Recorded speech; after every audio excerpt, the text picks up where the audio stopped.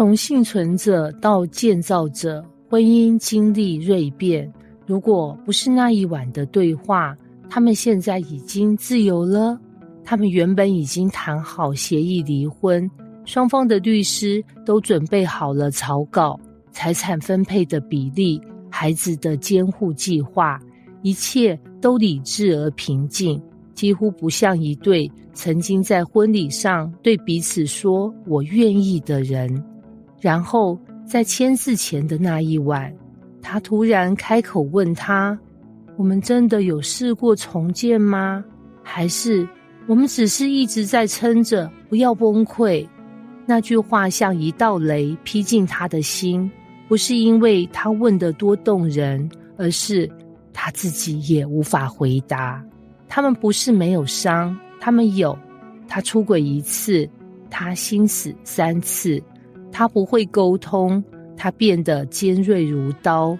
他們的婚姻像是撿回來的碎玻璃，碰一下就流血。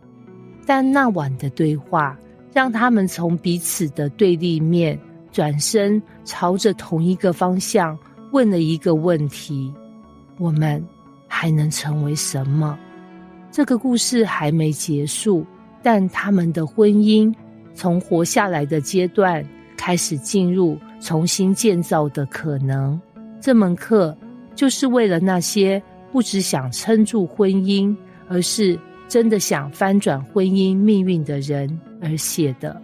幸存者的樣貌，我們撐過來了，但我們累了。在婚姻裡有一種常見但很難被發現的狀態，叫做功能性崩壞。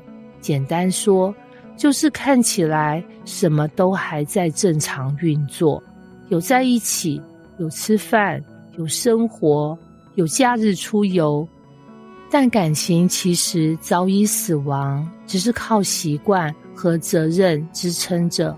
很多夫妻都在這個撐的階段出過大事，也許曾想過離開，但因為孩子、信仰、家人壓力，或是沒有力氣再重新來過，選擇留下。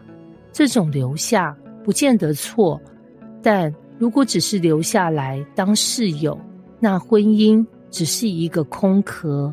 幸存者是那些曾經在風暴中跌倒過、受過傷，卻仍然留在現場的人。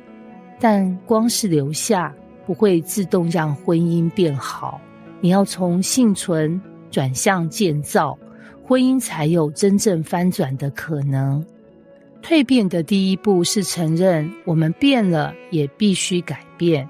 很多婚姻卡住的原因，不是因為不夠愛，而是因為還想回到從前。但我們得誠實說，那個你們懷念的從前，其實並不完美，它只是還沒有爆炸的樣子。如果你們已經經歷傷害，就不可能再回去，只能選擇往前走，重新開始。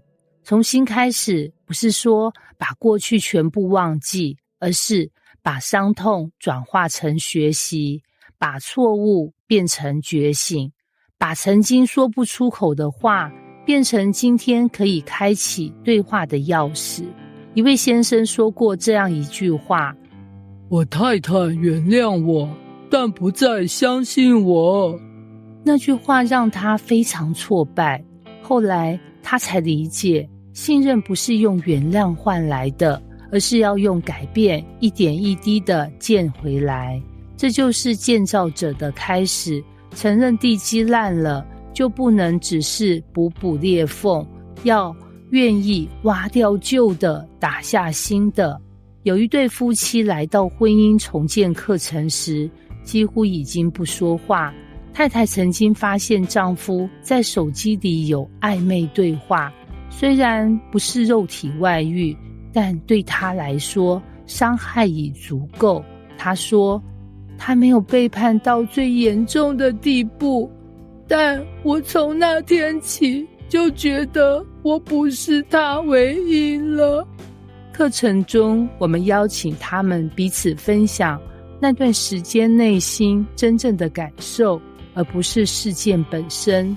太太哭着說：“我覺得我變得不值得愛。”這句話讓先生完全崩潰。他說：“我一直以為我們只是冷淡，我沒想到我做的事讓你這麼否定自己。”那天成為他們婚姻的轉折點。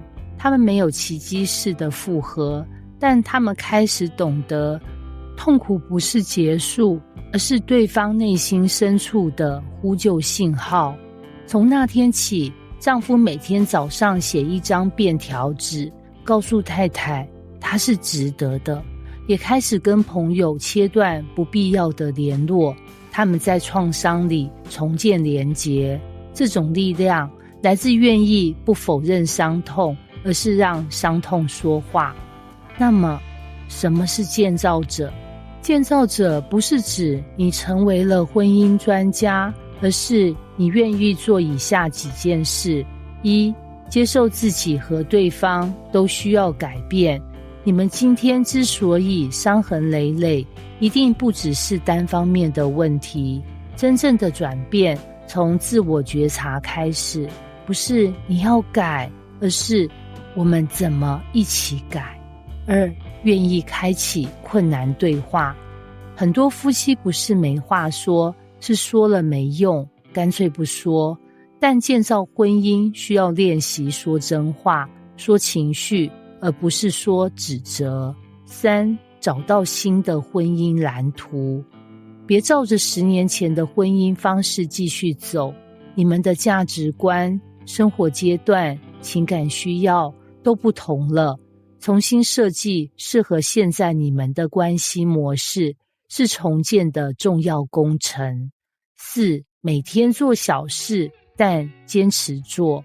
重建不是靠一場浪漫旅行或一次道歉就能完成的，它是日復一日的選擇，選擇對話，選擇體諒，選擇願意繼續走下去。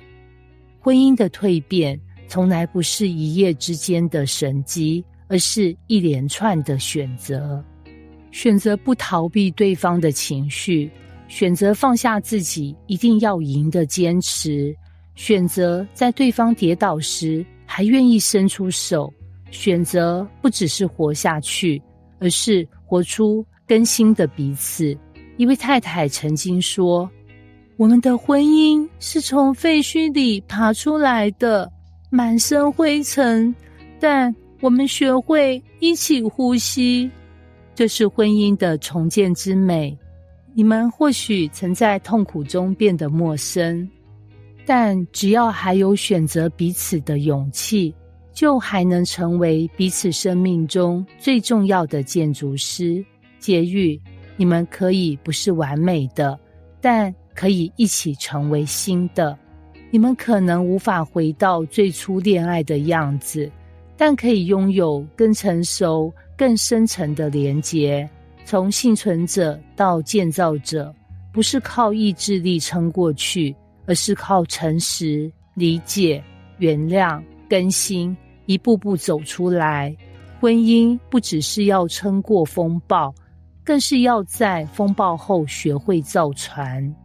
願你們不只是撐住婚姻，而是一起建造出更好的未來。